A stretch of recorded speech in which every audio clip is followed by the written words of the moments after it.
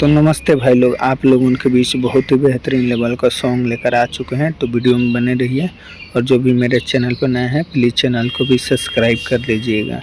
तो चलिए, ये टुनटुन भैया का सॉन्ग है कि रुपया भीएस रूप, और ये सॉन्ग आ रहा है सारेगामा हम भोजपुरी से।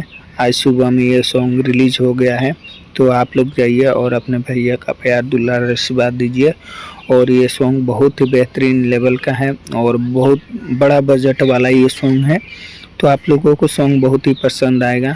और आप लोगों का पता है कि सारेगामा हम भोजपुरी से जब भी सॉन्ग आता है वो बहुत ही ब्लास्ट करता है सॉन्ग। और टुनटुन भैया का सॉन्ग है तो ज़रूर ही ब्लास्ट करेगा। आप लोगों को सॉन्ग भी पसंद आएगा। तो आप लोग जाइए और इस वीडियो को भी एक लाइक कर दीजिएगा और आप लोग सब्सक्राइब करके ज़रूर रखिएगा, क्योंकि भोजपुरी का न्यू सॉन्ग का हर अपडेट मैं बताता रहता हूँ। तो आप लोग ज़रूर करिएगा। तो आप लोग जाइए और सर्च मारिए, आप लोगों सॉन्ग